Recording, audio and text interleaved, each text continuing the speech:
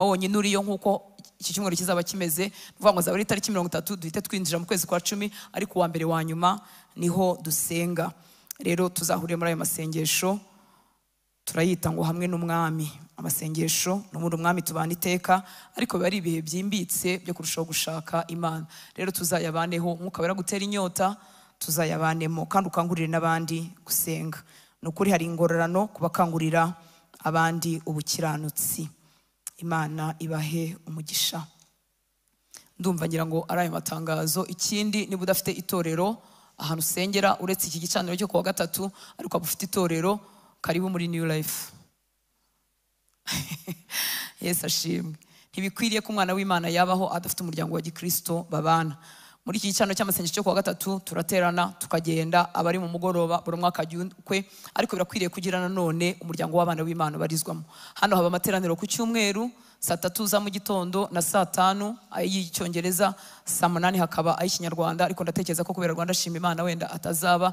Hanyuma kuwa 4 nanone nimugoroba amateraniro y'ikinyarwanda, kuwa 5 bakagira umugoroba wo kuramya Imana ugeza ninjoro cyane, utangira saa 3 ukagera mu ijoro. Rero udafite itorero, karibu ubane n'abana b'Imana hano. Umwami Yesu abagirire neza. Ndumva ngira ngo ari ayo matangazo nari mfite. Andi matangazo wenda kuba tayazi, tugira groupe ya WhatsApp duhuriraho, dushobora gukomeza gukomunika ayandi matangazo. Reka tuganire ijambo ry'Imana.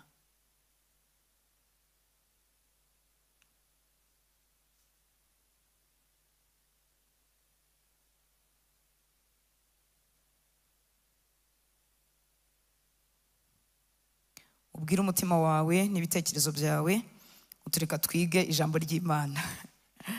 Nasanze ibitekerezo by'umuntu byorohera kugenda iyo ndimo nkurikira inyigisho kuri za YouTube, cyangwa ndimo nkurikira umuvugabutumwa. Nk'umuntu twicaranye ashobora kurambirwa, kubera ko nshobora kumva inyigisho nkongera ngasubiramo. Hari ukuntu igitekerezo kigucika, sinzi niba ariko ndumva singe nyenyine bibaho, ariko umva nk'igitekerezo kigiye gukora ibindi bintu, kandi ijambo ryo ryakomeje. Wagaruka ugasanga ryagucitse, kuko rero ntifuza gucikwa n'ikintu na kimwe bitanongera ngasubiza inyuma, ku buryo umuntu dushobora kuba tugendana mu modoka cyangwa twicaranye uwashobora kubirambirwa. Ariko mu by'ukuri buri jambo ry'Imana rigucitse riba rihetse byinshi by'Imana yakugeneye, ntukajye wemera ko rigucika. Kandi umutima w'umuntu n'ibitekerezo by'umuntu biratangaje, bishobora gusohoka muri iyi sare bigatembera isi, ntimubizi? Bikagera muri Amerika wenda utaranagerayo, cyangwa se bikajya mu ntara z'u Rwanda, cyangwa bigasubira mu rugo kandi urahangaha. Kandi umwanzi abikoreramo kuko azi neza ko ijambo ry'Imana ryo riduhesha kwizera, kandi kwizera kugaduhindukira ingabo ndende dukingisha imyambi ya wa mubi yaka umuriro. Mu ijambo ry'Imana niho tumenyera Imana, niho natwe twimenya by'ukuri. Rero umwanzi akora ibishoboka byose agaduteza urugamba rwo mu bitekerezo kugira ngo tutaryumva. Ukaba ushobora kurangiza wibuka nk'akantu wenda gasekeje mvuga butumwa yavuze, cyangwa wibuka umwenda yari yambaye, ariko wakurura ijambo ry'Imana wumvise ukumva nta kintu wasigaranye. Rero bye kutubera bityo mu izina rya Yesu. Umutima wawe, ibikurimo, ibitekerezo byawe byose tubyerekeze ku ijambo ry'Imana. Umwuka wera twigishe, kandi icyo yatugeneye tugihabwe. Turakomeje rero mu magambo y'Imana tumazemo iminsi, tuzanamaramo iminsi, kubera ko twifuza ko ubuzima bwacu bwa mbere uko turimo kuvuga, ubuzima bwa Gikristo bwatsinze, une vie chrétienne victorieuse. Mu cyongereza bavuga ngo a victorious Christian life. Turifuza ubuzima bwa Gikristo bwatsinze. Twavuze byinshi, tuzakomeza kuvuga byinshi, ibyo tubasha kugarukaho tubigarukeho, ibindi dukomeze nta n'uwabivuga ngo birangize, ariko nibwo buzima bugukwiriye. Haleluya. Igihe Yesu yaguhaye agakiza, yari yizeye icyo akoze mu buzima bwawe, yari yizeye imbaraga ziherekeje iyo mbuto y'Imana yaje muri wowe, yari yizeye ko ugiye kuba mu buzima bufite amahoro, bufite kunesha, bufite gutsinda, bufite imbaraga zo kubaha Imana, bufite imbaraga zo gusohoza icyo Imana yakugeneye hano mu isi, bufite imbaraga zo kudatwarwa n'imiyaga n'imiraba y'uburyo bwose. Ubwo nibwo buzima Yesu agutegerejemo. Haleluya. Igituma no kwiga ijambo ry'Imana nuko inshuro nyinshi tubona ubwo buzima tutabufite, cyangwa se butagaragara ku bana b'Imana benshi, cyangwa usanga umwana w'Imana afite imbaraga muri iki, ibyaha yarabitsinze, ariko nk'urugero agahinda karamubashije, imibabaro yaramubashije. Undi akaba yaratsinze imibabaro, nta kintu kimubabaje, afite umunezero, ariko ibyaha bikamubasha. N'ibindi bitandukanye, ugasanga umuntu afite gutsinda mu gace kamwe, ariko kandi afite gutsikamirwa. Cyangwa se ugasanga ubuzima busa nk'ubwamuhiriye rwose ibintu birasa n'amahoro, ariko nta kabaraga k'umwuka agira, ntabasha gusenga, ntabasha kwisengera, ijambo ry'Imana ntirimwinjira, ntaryohewe naryo, ntafite imbaraga zo kuribamo. Hari ukuntu dushobora kubyita tukavuga ko hari akazi kenshi n'inshingano nyinshi, ariko ntabwo ari ibyo, ahubwo nta mbaraga zo kubibamo umuntu aba afite, nta mbaraga zo gusenga umuntu aba afite. Haba nubwo twiyorohereza ukavuga uti rero ngewe ntabwo Imana nyigora cyane, simvuga byinshi. Ubu rero ngo twe tuvuga byinshi ngo turayigora, ubwo ni kuba utubwiye. Imana ikubabarire. Oya, ikidutera kuvuga byinshi ni umutwaro, ni ingorane tubona hirya no hino zidutera kutisengera twenyine, tugasengera n'abandi. Imana ihagurutsa ab'inginzi, Imana ihagurutsa abantu itiza umutima wabo. Niba Yesu akitwingingira kugeza uyu munsi kandi atuye mu bihe bidashira, wowe nawe igihe utijwe umutima w'Imana wahabwa imbaraga zo kwinginga. Rero iyo tuvuga ubuzima bwa gikristo butsinda, no kugira ngo tugire ubutsinzi muri ibyo bice byose Imana itwifuzamo. Nta muntu wabimenya byose uko bingana, ariko igikwiriye ubuzima bwa gikristo n'ibikwiriye umwana w'Imana ni ukugenda yigira imbere. Ntabwo dukwiriye kugera ahantu ngo tumere nk'abenda nk'abahagaze, uretse ko burya nta guhagarara kubaho. Iyo umuntu yibwira ko yahagaze aba arimo kugira gute? Gusubira inyuma. Ntabwo rero bidukwiriye. Dukwiriye kuva mu guhishurirwa Kristo, turushaho kumuhishurirwa, tugwiza amahoro ye arushaho kuba menshi, tugwiza imbaraga zirushaho kuba nyinshi. Dukwiriye iteka ubuzima kuba turimo kwigira imbere. Simvuga ko imibabaro y'isi idahari, ingorane zidahari, ibyago n'amakuba bidahari. Oya, birahari, na Bibiliya yarabivuze, ariko iratubwira ngo muri ibyo byose Data azadukiza. Ibyago n'amakuba by'umukiranutsi ni byinshi, ariko Uwiteka agira gute? Amukiza muri byose. Haleluya. Amagambo menshi rero twavuze, kubw'umwanya ntitwarangije inyigisho y'ubushize, ariko twari tugeze ahantu sa nk'uhasimbuka, aho twavugaga ko amadayimoni cyangwa se Satani n'ingabo ze bari powerless, ntago bafite imbaraga kubera icyo Yesu yakoze ku musaraba. Murabyibuka ko twavuze ko umwana w'umuntu yatakaje ubutware igihe yakoraga icyaha agatandukanywa n'Imana, bityo ubutware bukajya mu maboko ya Satani. Hanyuma umwana w'Imana yihinduye umuntu, yambaye umubiri, atsinze Satani, atsinze icyaha, abari muri we bagarurirwa ubutware. Icyo gihe rero bituma amadayimoni, ingabo z'umwijima nta butware zidufiteho twebwe bari muri Kristo Yesu, kuko umutware wacu yatsinze, natwe tukaba turi munsi ye, twatsinze dutyo, twakira ubutsinzi gutya, tugarurirwa dominion yacu, tugarurirwa ubutware bwo gutwara, turabisubizwa muri Kristo Yesu. Haleluya. Imana ishimwe cyane. Kubavutse ubwa kabiri bagaruriwe ubutware. Icyo akora Satani, icyo akora ni ukutu influence, ni ukuduterera mu bitekerezo, akamera nk'udushutse, akamera nk'ukoresheje uburiganya kugira ngo akwemeze ko akigufiteho ubutware cyangwa se agufiteho imbaraga, cyane cyane kubera ko uba utari wimenya, utaramenya icyo Yesu yakoze muri wowe. Dukwiriye rero kubohoka ku bwoba bwa Satani, kwiterabwoba, kuko Satani ikintu akoresha ni iterabwoba.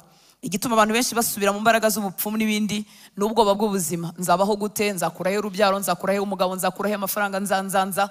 None ubwoba bw'ejo hazaza bugatera umuntu washakaga Imana no gukiranuka, ariko bikamutera kujya gushakira ubutabazi ahandi hantu. Ikintu rero Satani akoresha ni iterabwoba, n'ubwo batera abantu batamenya umugabane bafite muri Kristo Yesu. Abadayimoni ntago tubatindaho, turabumva, turabasoma muri Bibiliya. Icyo tuzi nuko ari imyuka ikorera Satani igasohoza umurimo we mubi, kandi imirimo yabo y'abadayimoni iragaragara muri Bibiliya. Ubwo ndabibwira abahakana ko babaho. Hari igihe umuntu kubera kudasoma Bibiliya, gutwarira ubuzima bwe n'Imana hejuru, avuga ngo ngiye by'abadayimoni simbyemera. Singusaba kubyemera, ariko niba byanditse muri Bibiliya, ubwo nuko bigize gute? Nuko bihari. Tubona ububi bwabo n'imirimo yabo hose muri Bibiliya. Tubona abari bamugajwe n'abadayimoni, tubona abari basaze bagize ibisazi kubera abadayimoni, tubona abarwaye ibicuri kubera abadayimoni, tubona bagize ubumuga bwo kutavuga no kutumva ari abadayimoni, hanyuma Yesu yabirukana abantu bakaba bazima. Rero imirimo yabo mibi yo gusohoza imigambi y'umutware wabo Satani turayibona hirya no hino muri Bibiliya. Ariko igituma tuyibona si ukugira ngo tunayivuga, si ukugira ngo tugire ubwoba, oya, ahubwo iteka tubona uwadutsindiye, tubona Yesu wabanesheje rwose. Nta hantu na hamwe Yesu yigeze yirukana abadayimoni ngo bange kugenda. Abamwizera, bizera Yesu, nta hantu na hamwe yigeze yirukana abadayimoni ngo bange kugenda. Abizera Yesu, kereka abatarizeye Yesu, ba basore baskewa bo mu byakozwe n'intumwa baravuze ngo mu izina rya Yesu Pawulo avuga, urumva ntago bari bamwizeye. Ariko abizeye Yesu bose bafite ubwo butwari. Imana ishimwe cyane. Uko rero icyitwa kwizera ari ingenzi, kwizera uko kwizera ari ingenzi mu mubano wacu na Data, niko noneho mu ruhande rw'ubwami bw'umwijima cyangwa Satani icyo twakwita ubwoba nicyo gikoresha afite akubitisha abantu cyangwa se ateresha abana b'Imana. Ubwoba cyangwa iterabwoba. Ubwoba burema ikirere gituma Satani yoroherwa gukoreramo. Nkuko kwizera kurema ikirere gituma Imana ikoreramo, ndayitegereje, ndayizeye, ndayizi, nizeye imirimo yayo n'ibitangaza byayo, birema icyo kirere Imana ikoreramo. Noneho ubwoba nabwo burema ikirere imbaraga z'umwijima zisangamo, zikoreramo, zikatuvogera, zikatumara. Sinzi niba ikintu cyari cyagutera ubwoba kikagutera ubwoba ukicara ugitegereje, nyuma y'igihe ukazasanga nta cyari kirimo. Ariko ubwoba bwagutwaye ukajya wumva urapfuye, birarangiye. Rero Satani iyi atmosferi y'ubwoba abasha kuyikoreramo, nkuko atmosferi yo kwizera Imana yacu iyikoreramo. Muri make, kwizera kuzana Imana mu buzima bwacu bwa buri munsi byenda kumera nka rukuruzi ikurura imbaraga z'Imana. Kubera iki?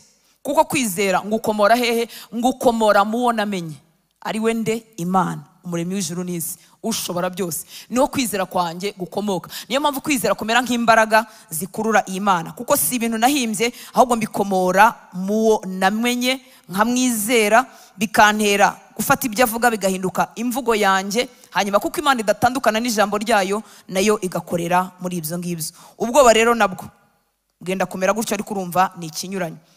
Ubwoba niko bukora, nabwo bugira ubushobozi bukurura imbaraga z'umwijima, kandi ubwoba buduhindukira imbaraga zikomeye zihetse kwica. Kuko ubwoba bwonyine utazi niba aho bwakomotse ari aho ukuri cyangwa atari aho ukuri, ariko ubwoba bufite imbaraga zo kwica amahoro yawe, kwica umunezero wawe, kwica ficha yawe, ejo hazaza ukumva urahatakaje, ibyiringiro bikagushiramo kubera ubwoba bwonyine. Urumva rero n'imbaraga zikomeye umwanzi akoresha. Kandi ubwoba no kwizera ntibishobora kubana. Iyo kwizera kubaye kwinshi, ubwoba urahunga. Imana nishimwe. Haleluya, haleluya. Iyo kwizera kubaye kwinshi, ubwoba burahunga. Kwizera kuva hehe? Niba hari ijambo ugomba gufata mu mutwe no kubimenya, ukwizera nta handi kuva mu kumva. Kumva iki? Ijambo ry'Imana. Uko ijambo ry'Imana rigwirira muri njyewe, kwizera kwanjye ntuzagutangira. Uko ijambo ry'Imana rigwirira muri we, nubwo nagukinagaza kajana, ntabwo nabasha kugutangira. Kubera ko ijambo ry'Imana ryagwiriye muri wowe, kwizera kwawe kuratumbagira. Niyo mpamvu Satani arwanya ko ijambo ry'Imana rijya muri twebwe ngo rinahatinde, kuko iyo rije ryirukana ubwoba kandi rikagwiza kwizera. Imana ishimwe cyane. Ikindi, kwizera ntabwo ari kuba convinced. Sibwo convinced ni iki mu Kinyarwanda? Kwemezwa. Kwizera ntabwo ari kuba convinced ko ibyo wizeye bishoboka. Ntabwo ari ukwemezwa ko bishoboka. N'igihe bidashoboka logiquement, n'igihe bidashoboka mu bwenge bwa Hortense, n'igihe bidashoboka mu bwenge bwawe, ntabwo birakura ko mbyizera niba biri mu ijambo ry'Imana. Kubera ko inshuro nyinshi dutegereza kumva tubaye convinced. Reka nkubaze, uri convinced ko uzajya mu ijuru? Ribahe? Uzajyanwa n'iki? Bizagenda bite? Ariko urabyizera. Ntibikwirwa mu bwenge bwacu. Ni niyo mpamvu iyo tubwiye abantu bataragira umugisha wo guhinduka abana b'Imana babona twarasaze. Haleluya. Nta conviction mfite itakurutse ku mwuka wera waciye nyine muwona amenye, hanyuma ibyo avuga nkabyizera. Mu by'ukuri turamutse dukuyeho Bibiliya, niyo mpamvu igiye kudiringa n'umuntu akabwira ko atizera Bibiliya, ubura icyo umubwira. Iby'ijuru twabisomye hehe? Muri Bibiliya. Ibyo ko twabara ibyaha twabikuye hehe? Muri Bibiliya. Niba wizera ko amaraso y'umwana w'intama yagukuyeho ibyaha, hari ikintu kuko iyo wakuyeho ibyaha urakomeza ugasa nk'uko wasaga, ariko urabyizera. Haleluya. Imana ishimwe cyane. Hari igihe tubyitiranya noneho tugakererwa. Kwizera ntabwo ari kuba convinced, ntabwo ari ukwemezwa kubirimo kuvugwa, ahubwo ni ugushyira icyizere mu wabivuze. Haleluya. Uwabivuze ubwo ari uwo kwizerwa, nubwo bidakwirwa mu bwenge bwanjye, ndagira gute? Ndabyizera. Reka ntange urugero rwa Mariya nyina wa Yesu. Umubyeyi tuzamuramutsa nitugera mu ijuru. Haleluya. Nubwo atazamuwe atapfuye, ariko ari mu ijuru kuko yabaye umukiranutsi. Abiziza somusiyo. Haleluya. Ntabwo yazamutse, ntabyanditse muri Bibiliya. Kandi urakomeza unkundi. Luka igice cya mbere. Luka igice cya mbere 34. Reka twigire kuri uyu mubyeyi. Luka igice cya mbere 34 kugeza kuri 38. Ngo Mariya abaza marayika ati, ibyo bizabaho bite ko ntararyamana n'umugabo? Murumva ibyo bintu abwiwe abyumva, ntabwo ari convinced, ntibinumvikana, arimwe arabaza.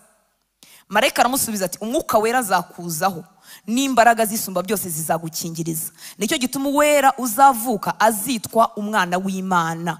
Ngo kandi dore mwene wanyu Elizabeti nawe afite inda y'umuhungu yo mu zabukuru witwaga ingumba, none uku n'ukwezi kwe kwa gatandatu. Marayika arakomeza aramubwira kuri 37 ngo kuko ari nta jambo Imana ivuga ngo riheri. Haleluya. Ngo Mariya aramubwira ati nyumvira Mariya maze unamwigane, ntumusenga ariko umwigane. Yesu ashimwe cyane. Mariya aramubwira ati dore ndi umuja w'umwami Imana, bimbere ukuvuze. Nuko marayika amusigaho aragenda, nta mpaka ajya, kandi ibintu bamubwiye ntabwo byumvikana. Ntabwo kugira ngo Mariya byizere ntibisaba ko aba convinced, kuko ntibirabaho, nta muntu uratwita atabonanye n'umugabo, kandi ikibazo yabazaga gifite ishingiro. Ibyo bizashoboka bite ko ntararyamana n'umugabo? Hanyuma marayika uvuye ku Mana aramusobanurira, kuko Mariya yaraziranye n'Imana ye, yizera uwavuze nubwo atari convinced, kuko ntibibaho. Haleluya, haleluya.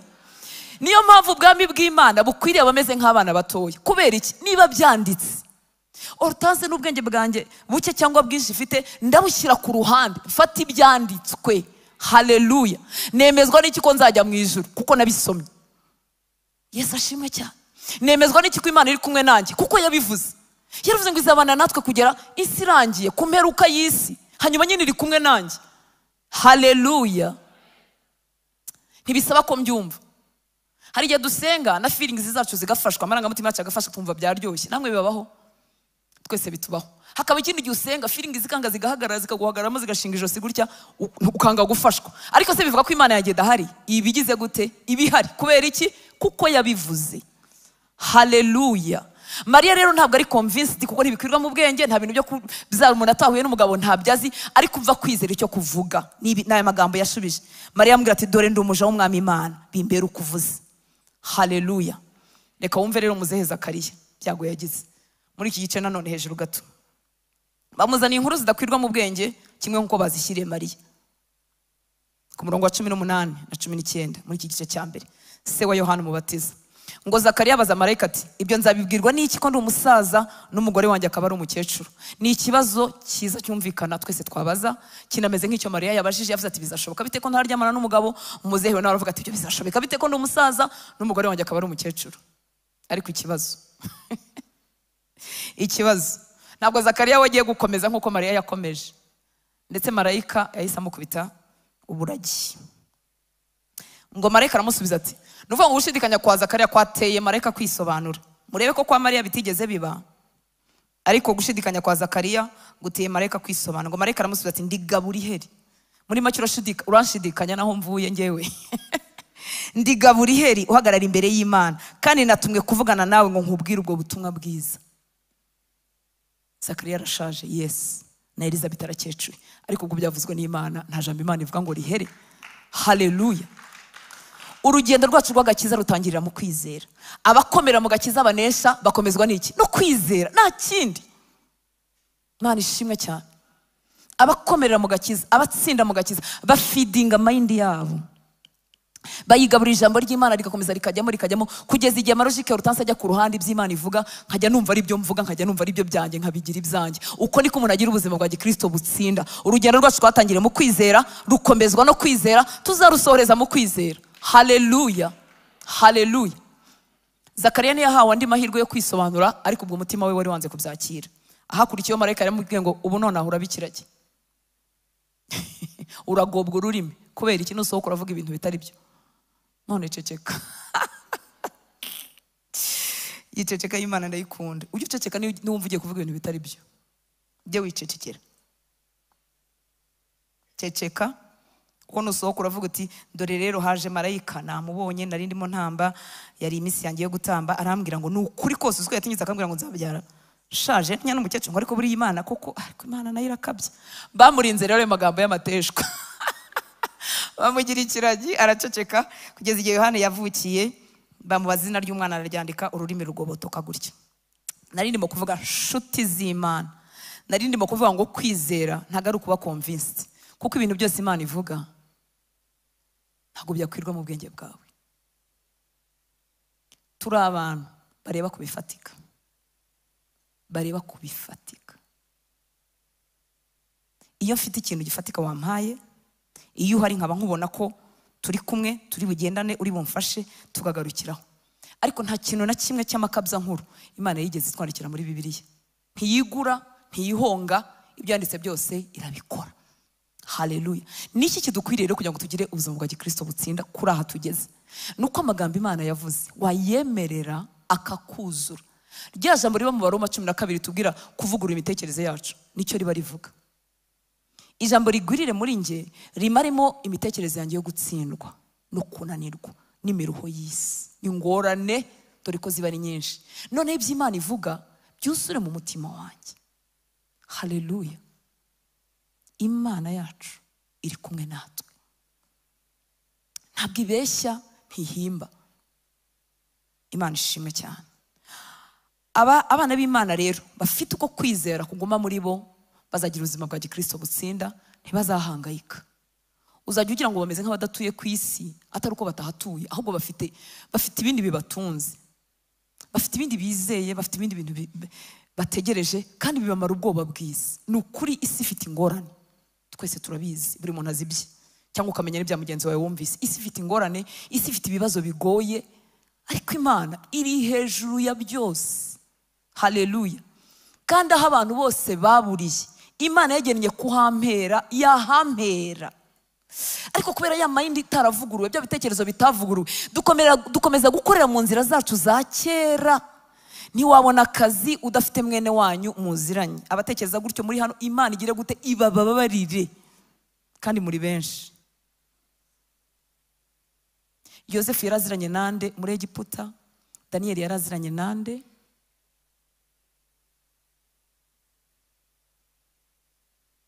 Muri make ntituzi imbaraga z'Imana yacu. Ni koko kumenyana n'abantu bikingura imiryango. Ariko biravuga ngo ariko abakiranutsi bo ngo abobo gutabarwa kwabo guturuka ku Uwiteka. Haleluya. Ntarayitwa umukiranutsi, ntarabarirwa mu nkambi ya Yesu, nagombaga gukoresha ibimenyane byanjye byose. None iyo dutinze kubimenya, Imana kugira ngo itwigishe mu mbabazi zayo, igira gutya nakizwa, igakinga ibimenyane byose nari mfite, ikabikinga abantu bakanyibagirwa. Ayi, wo bibagiwe ihangane. Imana yagira ngo igucutse kukudepanda ku bantu. Imana igeze kuncutsa, irancutsa we, irancutsa no gukunda ntakubone, nubwo waba burayi ukagendana n'umuntu ugiye kugura nk'ibipupe by'abana. Ibipupe murabizi, wowe udafite n'umuceri n'ikiro cy'isukari, ukagendana n'umuntu akagura toyi, kandi akajya abona usa neza wanariye, kandi iminwa yumishijwe n'inzara, kuko Imana itaguhereye muri we, ishaka kugucutsa ku bantu kugira ngo izakwigishe kuyiringira. Haleluya. Isi n'ibiyuzuye ni ibya data. Imana ishimwe cyane. Ubutabazi bw'abantu buzatugarukiriza bugufi. Ikindi bitera Imana kudadutabara, kuko ibyiringiro byanjye biba biri muri wowe tugendana. Nkabwe ni buriya Piensi yasha, Piensi yaziranye nande Piensi aziranye n'akana kazamungezaho. None bigatuma ntareba Imana. Twaza mu masengesho y'iminsi 3, nubwo ndimo senga Imana, ariko agatima karimo Piensi azamvuganira kwa kanaka. Muri make sinizera Imana. Dutereke ibyiringiro by'abantu hasi, dutumbire iyo kwizerwa itananirwa. Iyi ngiyo yabikoze, ijya mu mutima wa muntu Piensi yagomba kungezaho, ikamubwira, ikabishyirayo, akanyibuka ntamwibukije. Ariko kwizera, twanze ijambo ry'Imana bituma kwizera kutaza. Muzi ko abarokore bajya mu bapfumu? Haleluya. Mubaki wapfumu vrema, ukagira Imana ikagira inama umwana w'umukobwa ngo ariko ntabwo uzajya wiri gushimitsa aho ngaho ngo we wagiye kureba ngo hagiye gushaka uko abandi babigenza. Abandi bake ese undi umugabo umuntu akuye mu bapfumu amurindisha iki? Gusubirayo. Ubwo uzahora mu bapfumu kuko wamuherewe mu bapfumu, no kumugumana ni mu bapfumu. Abarokore mureke twizere Imana, ndabingenzi. Mureke tube mu ijambo ry'Imana ritugaburire, tumenye Imana tugendana ishobora byose. Ibyitarama ntiharagera ku ibima. Nimba mpagaze aho ngomba guhagarara, uretwa bwa Satani butantwaje igitugu, ibyo yangeneye byose hatabuzemo na kimwe nzabihagarara. Ibyo yakugeneye hatabuzemo na kimwe nzabihagarara. Tumbira Yesu kugira ngo akuzure, iterabwoba rya Satani ntirikubashe. ngo mwishyire. Haleluya, haleluya. Kuki turimo kuvuga kwizera? Nuko udashobora gukomera mu mugambi w'Imana no gutsinda Satani uri umuntu wakutse umutima. Kwizera kumaramo impagarara, kukamaramo gukuka umutima, kukamaramo kudakangika, nta kintu wankangisha. Niki gituma abantu bamwe bajya mu byaha n'ubwoba. Ashaka kuvuga ati inzu nzayishyura iki? Ubu ngiye gusubira iwacu mu cyaro. Namba nawe urahafite. Ubwoba bw'ubuzima.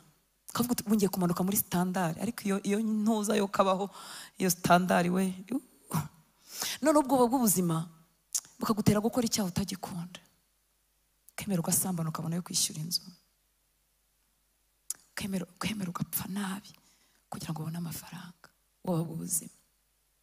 Kwizera rero kuduhindura intwari n'ibiharamagara, nta kintu dutinya.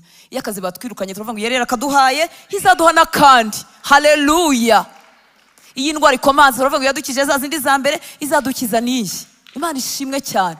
Iyo akagezi kakandi katunze Eliya iyo gakamye turavuga ngo yari yaragafukuye izadufukurira n'akandi. Bituma nta muntu watugura, ariko uzi ko umuntu yakugura akagukoresha icyo ashaka kubera ubwoba bw'ubuzima. Akubwira ngo ninjye ukugize. Come on. Umuntu akugira ate? Niba umugisha wanjye urimo guca muri iyo minsi nuko Imana yabigennye. Nibirangira izacisha ahandi. Nubwo yaba ari umugabo n'umugore wagushatse, nubwo yaba ari umwana wareze, nubwo yaba ari umubyeyi wakubyaye, burya Imana niho yacishije, niharangira izacisha n'ahandi. None se ubu nta bantu bari bafite umumaro mu buzima bwacu bapfuye tukabaho? Ntushobora rero gukomerera mu mugambi w'Imana, ntushobora kuba umukristo utsinda umwanzi yaragushyizemo iri terabwoba rye, warakutse umutima. Ukavuga ngo aka kaziga ngo Mana banyirukanye byaba birangiye. Ibiki ariko birangira? Ibiki birangira ko n'abantu badafite akazi babaho? Nta muntu washomereye imyaka ukagiyoberwa ukuntu iyo myaka wayirangije. Ntiwapfuye, ntiwariye neza, wanyuzagamo kaburara, ubundi bakakwirukana mu nzu ugaseba ariko ukongera ukabaho. Twarasebye ariko turiho. Kwanza bya bintu tuba tuvuga Constance urarondogoye. Bya bintu tuvuga ngo Mana ngo ntusebye ntunkoze isoni, irazidukoze. Kubera ko igomba kumena inaringi. Shabyo bintu biraryana. Hahandi nayibwiraga ngo ntinkoze isoni nayo niho izinkoreza.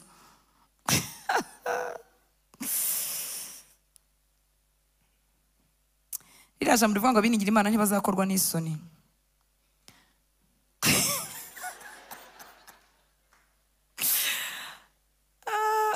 Naryo rindi rivuga ngo nitutagira isoni zo kumuhamya rero ntazagira isoni zo kuduhamya n'imbere ya Data. Ntabwo ari inaha zizagukora.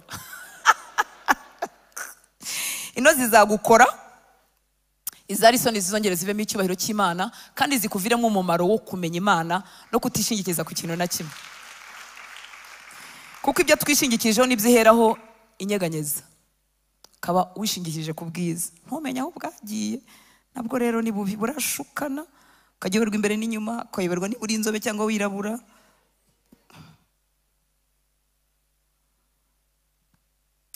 Nk'abantu mwe, isi irashukana. Wahagara wiyambariye high heels ukavuga uti ninjye uriho. Ku isi yababaho n'agakanzu keza ukavuga uti ninjye. Mana nayo yazi ikiyaranje amavuta ukayabura, gusokoza bikanga, wabisokozaga neza none niyo wahengetse ntumenya aho bireba. Ikiyaranje ibyiringiro byawe bigashiraho. Kabura umusore mwiza wiratagana amafaranga, ikiyaranje kakwima akazi muri uyu mujyi. Abantu muziranye akazi kakabura kubera ko irashaka kugucomeka mu migambi yayo. Wamara kumenya ko ibyishingikirizwa atari amafaranga, kagenda iguha dukeya ikagupima, kaguha akazi k'intica ntikize, ngo irebe ko kabe ibyiringiro byawe. Yajya kuboneka abona hari agasomo maze gufata, ntuyiringiye amafaranga, ikakongera kandi buke buke, ikakongera kandi buke buke, amafaranga akagenda azamuka, kavuga iti ndabona atakiringiye amafaranga, reka dukomezanye, reka muhe menshi n'ubundi azanankorera, azafasha n'abantu. Kaguhera ko kamodoka kagenda gapfa mu muhanda. ukaba warutangiye kukishimira, biza akamodoka ka mbere kararyoha, ukaba warutangiye kukishimira ukumva uraruta abasore bandi batagafite n'abakobwa batagafite, ariko kugira ngo Imana ikugarure utarenga imbibi, kakaba kagopfiriyeho abantu bakabibona, ikakujyana buke ikakujyana buke. Nagiraga imodoka zajyaga zipfira muri rompuwe hagati. Imana y'imbabazi, Imana y'imbabazi. Haleluya, haleluya. Rero urugendo rwacu rutangirira mu kwizera, ni naho dukwiriye gukomereza, tukavuga kwizera, akaba ari byo twe expressinga, akaba ari byo tuvuga, hanyuma tukarwanya Satani nawe akaduhunga. Rya jambo muzarigumane, nzarigarukaho ubutaha, ryo kugandukira Imana, kuko ntidushobora kwirukana Satani tutagandukiye Imana. Haleluya. Iyo ubwo baro buduteye, duhindura imvugo, ntituvuga nk'uko Imana ivuga, ntituvuga nk'uko ijambo ry'Imana rivuga, ahubwo tuvuga twamamaza iby'intege nke no kunanirwa, umwanzi akabyishimira kandi akabikoreramo, agakomeza akatutwara, ahubwo bwoba burimo budutwara. Tukivuga ro kuri izi imbaraga z'umwijima no gukora kwa Satani, ukuri kuringanije, kuri balance, niko kudukwiriye kandi niko kuzatubohora. Ukuri ndimo kuvuga no kuyi, kuko Satani ashaka ko dushukwa ko atariho. Muranyumva nshuti z'Imana? Hakaba abana benshi b'Imana bavuga ko bizera Bibiliya, ariko mu by'ukuri ntibaba bayizera, ko ntibabazi birimo, ariko bakibwira yuko ku bijyanye n'abadayimoni badakora, batanahari, ndetse ko tuba turimo gukabya. Satani akagutera icyo kinyoma muri wowe. Abadayimoni ntababaho, ntago barwanya umuntu ngo bifata ubyizera. Come on. Abantu bose batwajwe igitugu n'imbaraga z'umwijima nuko babyizeye? No. Ingabo z'umwijima zirakora. Satani afite aba agent b'abantu bambaye umubiri, afite n'abakozi b'abadayimoni bamukorera.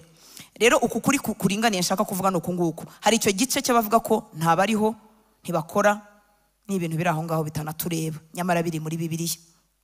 Hakaba ikindi gice Satani akoreramo, akaduteza ubundi bwoba buvanze no kujijwa, butuma tubona abadayimoni ahantu hose. Muri bafure barimo, mu ntebe barimo, mu mazi barimo, noneho ugasanga nta kiba mu isi y'abazima, atuye mu isi imeze nk'umwuka. Ntabwo Imana yigeze duhamagara gutura mu isi y'umwuka, yadutuje mu isi y'abazima bambaye umubiri, dufite umwuka muri twebwe.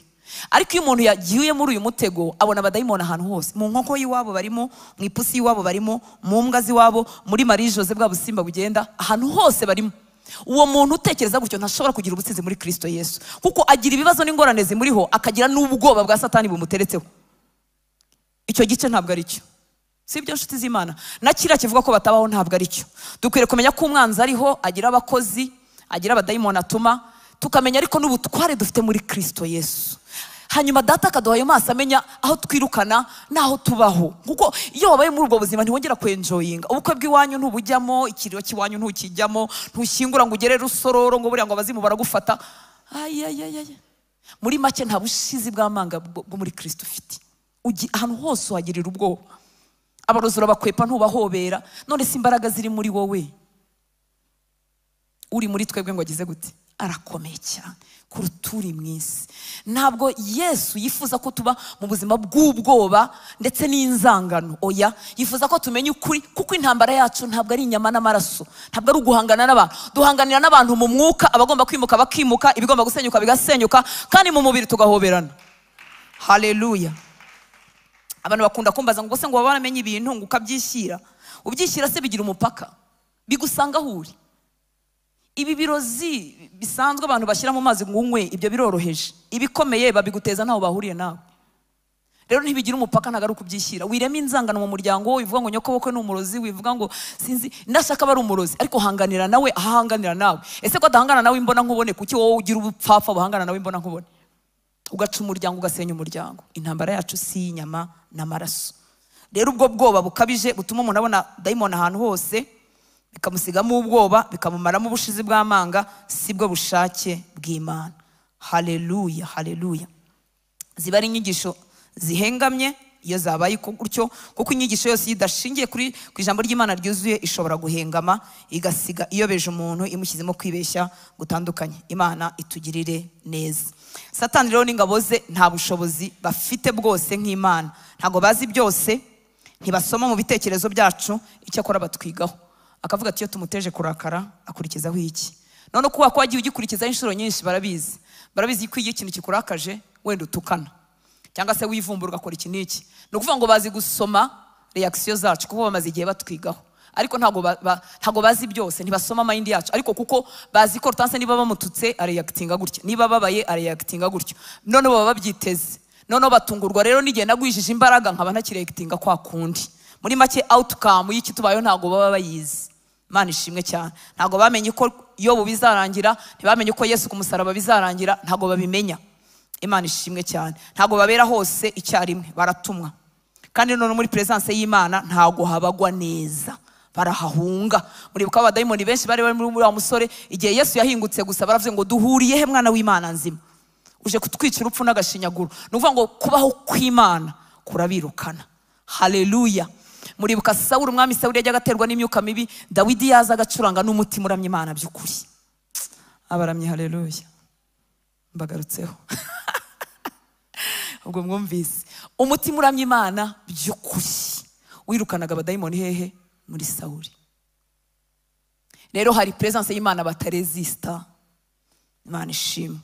Haleluya. Ntibabera hose icyarimwe, kubaho kwa Yesu kwinshi kubagwa nabi kurabaremerera, ntago bashobora byose. Uwo ni umwihariko w'Imana yacu, nizi byose, ishobora byose, ibera hose icyarimwe.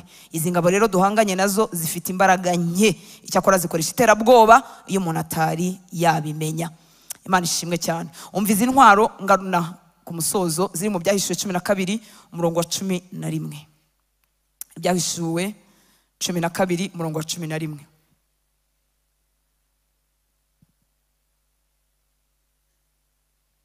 Tugarukaho kenshi, abavuga butumwa bugarukaho kenshi, ndetse ko dukwiriye no kubimenya koko. Nabo bamuneshesheje amaraso y'umwana w'intama n'ijambo ryo guhamya kwabo, ntibakunda amagara yabo, ntibanga no gupfa. Umva icyo dutsindisha Satani n'ingabo ze, amaraso y'umwana w'intama. Kuzimu bafite amaso, barareba bakamenya ngo uriya wariho ikimenyetso cy'amaraso, uriya nta kiramubaho, ntarinjira mu isezerano rya Yesu. Uriya amaraso amuriho arayizeye, azi imbaraga zayo, azi icyo bikora. Ni ukuvuga ngo amaraso aradutwikiriye, nk'uko yatwikiriye cyagiye muri Egiputa marayika urimbura ntiyinjire.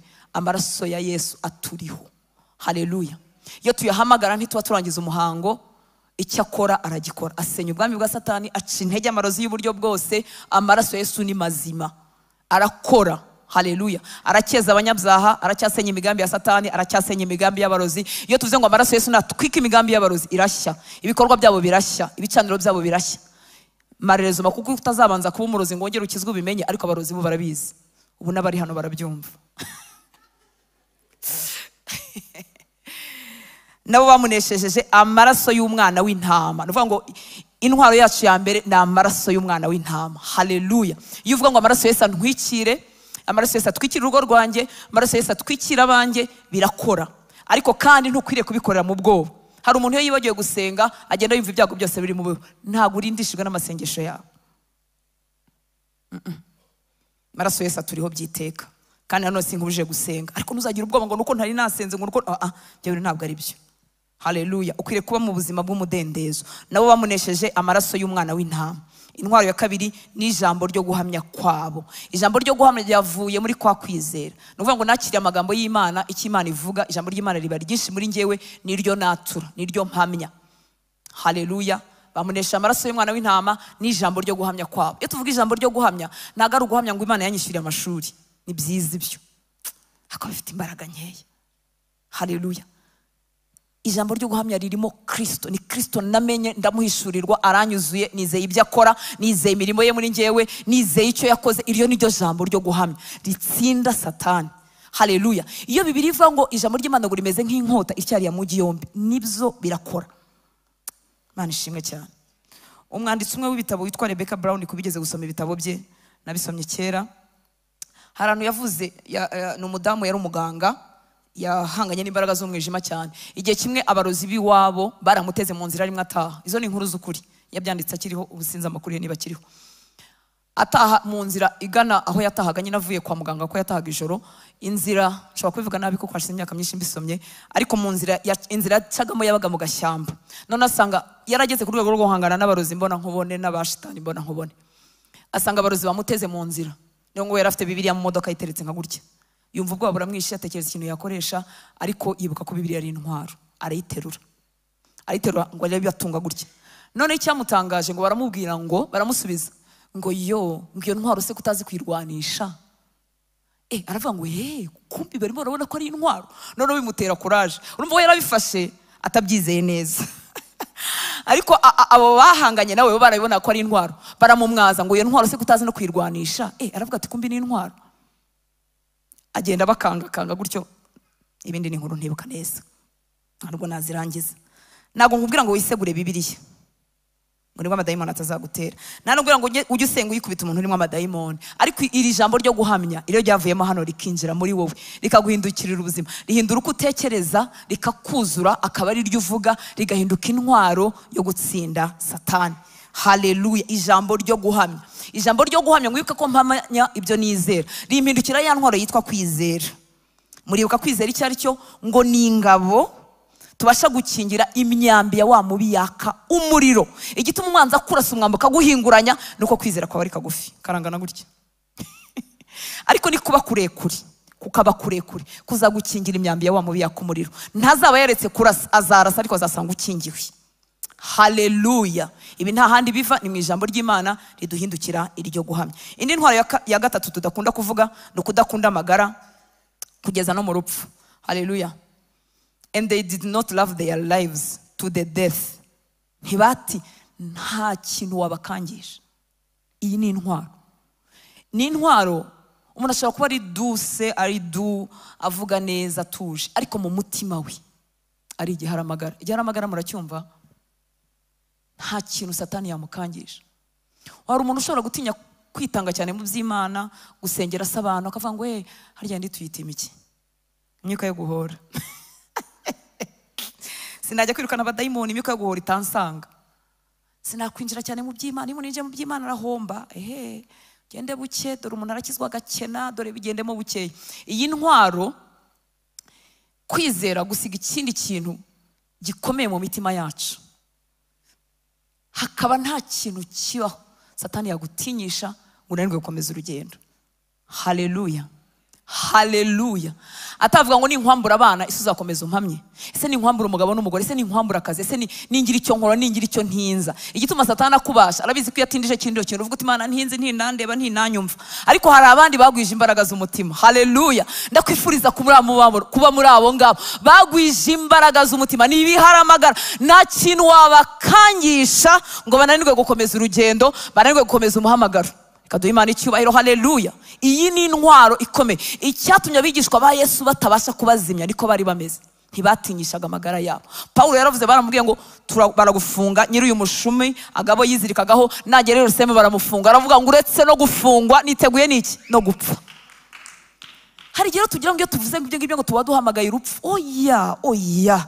Imana itubereye maso, nta rupfu mpamagara ngo ruze, ahubwo ni ubushizi bw'amanga butuma nta kintu Satani yankangisha, ntacyo yangura. Ntabwo yambwira ngo utazi ndakwimakaza, ndakwima amafaranga. Namubwira ngo nzi kuba mu bisaga, nzi no kubaho bidahari, nzakomeza kubaha Imana. Ntabwo yambwira ngo abantu bose barakuvaho ngo nukomeza kwigisha ibyo bigisho by'iterabwoba. Namubwira ngo bahari cyangwa badahari, nzakorera Imana yanjye. Haleluya. Ni intwari ikomeye. Satani na kuzimu n'ingabo ze baraturunguruka bakayimenya, bakavuga turiya cha hirya no hino, kuko nugenda direct murahangana. Cha hirya no hino wigoragonze, kuko ni igiharamagara. Ntacyo atinya, ntacyo ahomba. Ubundi niko gupfa muri Kristo bivuga. None se ubundi kuba warapfuye uba ugihombye iki? Ntacyo uhomba, ntacyo yagukangisha.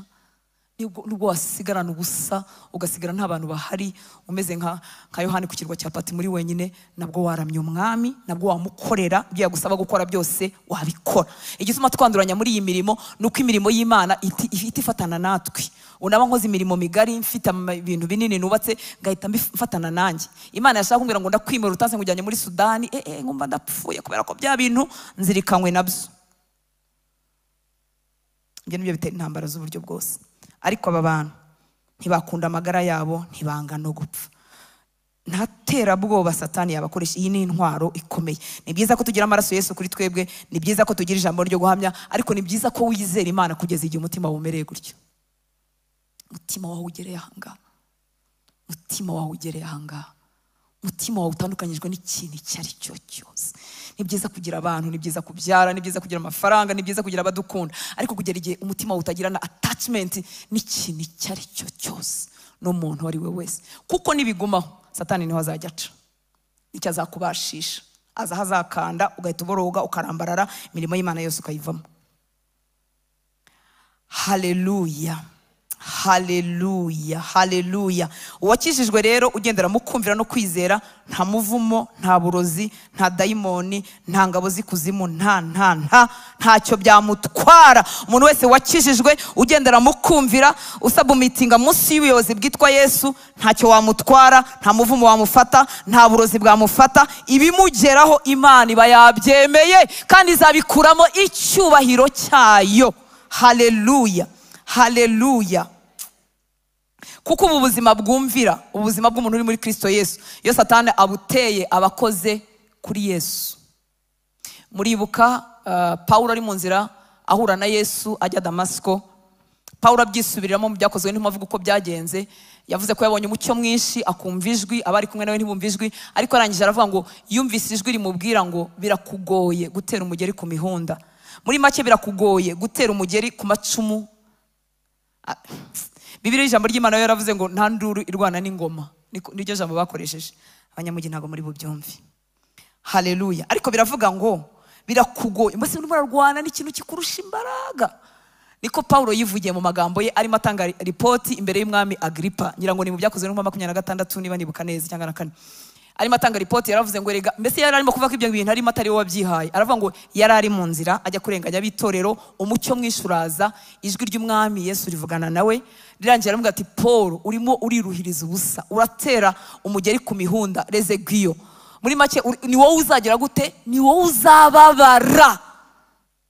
Mureke twumvira Imana, kuba munsi y'ubuyobozi bwa Yesu, gusabumitinga munsi ya Yesu. Unsanzeyo akora kuri Yesu, hanyuma agahangana n'Imana. Haleluya. Ntabwo Yesu yigeze amubwira ngo urarenganya abigishwa banjye. Yaramubwiye ngo Paul, Sauli, undenganyiriza iki? Haleluya. Kumvira Imana bifite inyungu, nshuti z'Imana. Tuba munsi y'ubuyobozi bw'Imana ikadutwikira, wadukoraho ukaba witeje Imana, kaduha Imana icyubahiro. Haleluya. Abizeye Kristo baba munsi yo kumvira Imana, baba mu buzima bwo kwizera. Iyo bakozeho uba witeje Imana. Kubera iki? Ntibaba bakibaho ku bwabo. Nta agenda dufite, nta porogaramu dufite. Imana ikitubwiye turagikora, ikitubujije turakireka. Abo bantu bameze gutya rero kubakoraho no kugira gute? No kwiteza Imana. Umupolisi wo mu muhanda urwanye nawe ntago ubu uteye polisi, ubu uteye polisi y'igihugu. Haleluya. Abazagufunga n'abazakurwanya si uwo mupolisi umwe, ni polisi y'igihugu. Kuko bari munsi y'ubutware bwa polisi y'igihugu. Ashobora kuhagaza ari umusore muto ufite n'imbaraga nkeya, ariko nimba yaguhagaritse mu izina rye, yaguhagaritse mu izina ry'uwamutumye, rya polisi y'igihugu. Niyo mpamvu abana b'Imana, simvuga abapasiteri kuko nimbivuga muri leta mubishyira ku bapasiteri, ndavuga abana b'Imana, abizera Kristo baba munsi y'ubutware bwe. Haleluya. Bamwizera, bitoza kumwumvira. Iyo bakozeho ubukoze ku buyobozi buba hejuru yabwo. Niyo mpamvu rero nta muvumo, nta burozi, nta. Kandi biramutse bitugezeho, Imana yabishaka kutwigisha indi si y'umwuka. Haleluya, haleluya. Kuki rero ubwo twagenewe gutsinda tubona kunanirwa kwinshi mu bana b'Imana, tuzabikomerezaho ubutaha. Ariko uzirikane ko intwaro Satani akoresha si ikindi, ni ukukuriganya, ni deception, akabyitiranya, akajya kubwira ko wowe ukiri wa muntu wa kera, kandi umuntu wa kera yapfanye na Kristo, abambanwa nawe uyu munsi harimo umushyashya. Haleluya. Wagenewe ibyo gukiranuka, urimo witoza ubuzima bushya muri Kristo Yesu. Nshuti z'Imana, ubutsinzi ni ubwacu. Uwadukijije ntiyadusize twenyine, ari kumwe natwe. Haleluya. Ijambo rye rigwirire mu mutima wawe. Umwuka wera guha inyota, ntubane n'Imana by'agahararo. Ntubane n'Imana by'agahararo. Niba dusengana muri aya masengesho kuwa gatatu, wiza rimwe ngo usimbuke gatatu. ntuzagwiza kwizera. Niba ufite umwanya wawe n'Imana mu rugo urimo wiga ijambo ry'Imana, kandi nta muntu wiga ijambo ry'Imana aryigisha, twese dufite abo turyigiraho, natwe twazaryigisha abandi, gutyo gutyo n'uruhererekane. Niba ufite umwanya wawe n'Imana, ukomeze wibana n'Imana ariko ibintu byasambutse, ariko imyambi yabaye myinshi, bari gufata amasengesho, ugira amasengesho y'ubusabane, just kwifuza kumenya uyu mwami ushobora byose, kwifuza kumuhishurirwa, nta kindi umusaba, ukeneye gusabana nawe, uzabyungukiramo, uzakuramo imbaraga zigutera kumwumvira, umwuka wawe uzahora ugaburiwe, ntuzagumwuma. Yesu ari kumwe natwe. Reka duhaguruke dusenge. Imana ibahe umugisha. Twagenewe gutsinda.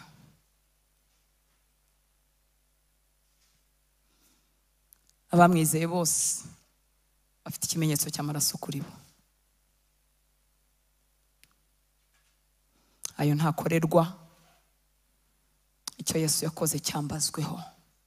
Naramwizeye, kimbarwaho. Icyo Yesu yakoze cyambazweho kubwo kwizera. Naramwizeye. Mwuka Wera yaramuritse mu mitima yacu, tumenya ko turi abanyabyaha. Nkwibutse ko utari umunyabyaha kuko wabikoze, uri umunyabyaha kuko akavukire yawe ari icyaha. Tuzabigarukaho. Adamu yanduje twese icyaha kuko twari muri we, hanyuma baje muri Yesu wakiranutse, duhabwa gukiranuka, turatsindishirizwa muri we. Amaraso Yesu aturiho, atari ugukora. Hanyuma amaraso Yesu yatujeho, imbuto y'ubumana iri muri twebwe, yatangije ubuzima bushya bw'abari muri Kristo Yesu. Bwa buntu twahawe, nkuko bivugwa muri Tito, nibwo butangira kutwigisha kudafatwa n'irari ry'isi, kutwigisha kudategekwa n'ibyaha, kutwigisha kumvira Imana. Ntabwo ubuntu bumurika Yesu ngo dukizwe ngo burekeraho, buri kumwe natwe kugira ngo buduhe kunesha. Buri cyaha cyose ubuntu bukinesha warabuhawe. Pawulo yabwiye Timoteyo, aramubwira ngo ajye yishyira Imana nk'ushima, umukozi mwiza ukwiriranye neza n'ijambo ry'Imana. Iyo twaje mu materaniro, iyo twicaye mu ijambo ry'Imana, iyo urimo wiga ijambo ry'Imana, iyo urimo usenga, iyo urimo witoza gushyira ijambo ry'Imana mu bikorwa, uba urimo kwishyira Imana. Hanyuma Mwuka Wera nawe agakora umurimo wo kugutunganyiriza kurushaho gusa na Yesu umunsi ku munsi, ariko wishyiriye Imana. Niba se nta hantu uhurira n'amagambo y'Imana, uhura nayo rimwe mu kwezi, uhura nayo ari uko ibibazo byabaye byinshi, wishyira Imana ute? Mwuka Wera azagukuraho ngo akore umurimo w'Imana muri wowe. Ariko musaba ubwo buntu bwo kumwishyira, kugira ngo umurimo w'Imana ukunesha no gutsinda wuzurire muri wowe.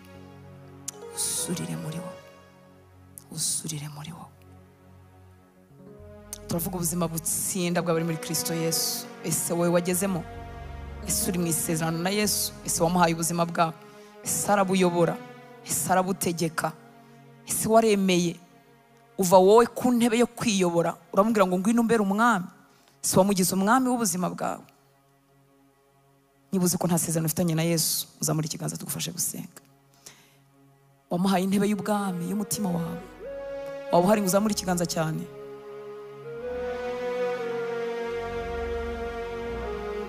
Imana ibahe umugisha. Nawe mbona azamuye ikiganza. Reka dusabe ubwo buntu bwo kwigirana imbere nawe, wagenewe gutsinda. Uru rugendo urimo rw'agakiza rwatangiriye mu kwizera, turukomereza mu kwizera, turabatsinze no kurushaho. Wadutsindiye ntiyatangiye umurimo ngo awukore igice. Musaba ubuntu bwo kwishyira Imana, musaba ubuntu bwo kwiyegurira Imana, musaba ubuntu bwushoboza gusabumitinga, kuba munsi y'ubutware bwe, kuba munsi y'ubuyobozi bwe. Musaba ubwo buntu bugushoboza kuyoborwa n'Umwuka Wera. Igihe Mwuka Wera avuga ati iki ni cyo gikwiriye mwana wanjye, iki ni gikwiriye, ikidakwiriye ugihunge, we kucyishyira. Kandi warinjiye mu buzima bushya bw'abari muri Kristo Yesu, ukajya ahantu yarakubwira ati mwana wanjye, aho ntihakwiriye abakijijwe, ibyo bintu urimo ntibikwiriye, ariko ukabijyamo, ugahura nabo utagombaga guhura nabo, ukisanga. Musaba ubuntu bwo kubibasha. Data, turagushimira kuri nyuma y'ijambo ryawe kugira ngo rikore icyo waritumye gukora. Turasaba ubuntu uyu mugoroba, turasaba ubuntu bwo kukwishyira, turasaba ubuntu bwo kutabana nawe umubano w'agahararo, turasaba ubuntu bwo kongera kumva ijwi ry'Umwuka Wera no kuryumvira, kugira ngo tube munsi y'ubuyobozi bwawe, twemere kugengwa nawe, kugira ngo mwami ziriya mbaraga zose watugeneye zikorere muri twebwe. Turi hano mwuka wera, turakwihaye, tuguhaye ibitekerezo byacu, tuguhaye ubwenge bwacu, tuguhaye imibiri yacu, ngo uduhe kunesha, uduhe kunesha, uduhe kunesha. Reka buri mwana we wari munsi y'igitutu cya Satani, munsi y'uburetwa runaka bwamukoreshaga ibyo atagomba gukora, akaba mu buzima atagenewe, reka uyu mwanya yakira ubuntu, yakira ubuntu, yakira ubuntu bwo kuzinukwa, yakira ubuntu bwa mwuka wera, yakire gukora kw'Imana muri we, kumutuza munsi yo kwemera kuyoborwa n'Imana, kwemera kugandukira Imana, ngo twamuneshejeje umwanzi wacu, amaraso y'umwana w'intama kuri twebwe n'ijambo ryo guhamya kwacu. Mwami, ibitekerezo byacu tubishyize hasi, twemeye kugusubiza nk'uko Mariya yavuze ngo umugaragu wawe bimbere uko ushaka. Mwami, hari ibintu byinshi twumvaga bidakwirwa mu bwenge, ariko twasomye mu ijambo ryawe, twabwiwe n'abakozi bawe b'ukuri, ariko twumva ntituri convinced, twumva ntibishoboka. Uyu munsi tubishyize hasi, duhisemo kukwizera wowe wabivuze. Marayika wowe yabwiye Mariya ngo kuko ari nta jambo Mwami Imana yavuze ngo rihere. Mwami, tuje kwizera amagambo yawe, turakwemereye, amarushike yacu tuyashyize hasi, turakwemereye Mwami w'abantu, utuyobabarira aho twayobowe n'amarangamutima, tukayoberwa n'ibitekerezo bitambuka twumvanye abantu, ariko ijambo ryawe ntiririgire umwanya mu mitima yacu, kuko ritadutinzemo, kuko tutaryihaye, kuko tutaritinzemo. Utubabarire Mwami. Twakiriye ubuntu uyu mugoroba bwo kuba mu ijambo ryawe, twakiriye ubuntu uyu mugoroba budushoboza kuba mu byo wahamije, mu byo wavuze. Twakiriye ubuntu bwo kubasha kwiherana nawe, twakiriye ubuntu bwo kubasha gusenga, twakiriye ubuntu bwo kubasha kukugandukira. Umwuka wo kubaha Imana ukorere muri twebwe, umwuka wo guca bugufi n'umutima umenetse bikorere muri twebwe, kugira ngo tukugandukire. Tugusabye imbabazi ahantu hose twakwigometseho, ijwi ryawe rikatubuza kujya mu bintu tukanga tukabijyamo, ijwi ryawe rikatubuza gucudika n'abantu runaka tukanga tugacudika. Ijwi ryawe Mwami, aho twababaje umutima wawe, wavuganye natwe tukanga, tukagira ubuzima bubiri, ubugaragara n'ubutagaragara. Twakiriye ubuntu bwo gusohoka muri ubwo buzima bubiri. Turifuza gusa nawe, turifuza kuba bawe byiteka. Turakwihaye Mwami w'abantu, reka imbaraga zawe n'ubuntu bwawe no gukora kwawe bikorere muri twebwe. Wowe washoboje ba Pawulo, niwe Mana yacu. Wowe washoboje ba Petero bakwihakanaga, niwe Mana yacu. Wowe wakijije ibirara byo ku musaraba, niwe Mana yacu. Wowe wakijije ibisambo, wowe waziye abananiranye, ni wowe Mana yacu. Ijambo ryawe ryaratubwiye, warivugiye ngo ntago umuvuzi, umuganga abamusanga ari abazima, ahubwo abarwayi nibo bamusanga. Tukuzaniye uburwayi bwacu bwose uyu mugoroba, gukiranirwa kwacu, kutakwizera kwacu, ibyaha byacu, gushidikanya n'ibindi byose Mwami w'abami byaduhagazemo, turabikuzaniye muganga uruta abandi, kugira ngo udukize mu mwuka, udukize mu bugingo, udukize mu mubiri. Twakiriye kubaho kwawe Mwami. Dusengeye abacu batateranye natwe, abagize indwara, abagize ibyago, abagize ingorane zitandukanye, tubavuzeho ubuzima, tubavuzeho amahoro, tubavuzeho amagara mazima, tubavuzeho nawo gutsindishirizwa nawe Mwami. Ubuntu bwawe bubane nabo, ubuntu bwawe bubane natwe Mwami. Tweretse iriya minsi y'amasengesho uzadushoboze, tugaruka hano tuzagarukana amashimwe, tukuragije igitsina cya Rwanda. Shima Imana, umwuka wawe azayobore byose, maze amashimwe azamuke muri kino gihugu, amashimwe y'ukuri atera amavi y'abanyarwanda kugupfukamira, n'indimi z'abanyarwanda kuvuga ko ari we Mwami wenyine, azazamuke yumvikane ku misozi y'u Rwanda, maze nawe wururuke usuka ubwiza bwawe muri kino gihugu kubw'indi myaka 30 ikurikiyeho. Urakoze Data, cyubahiro cyose nikikugarukire, mu izina rya Yesu dusenze, amen. Mwami Yesu abaho umugisha, reka turamukanye hanyuma dutahana amahoro ya Kristo.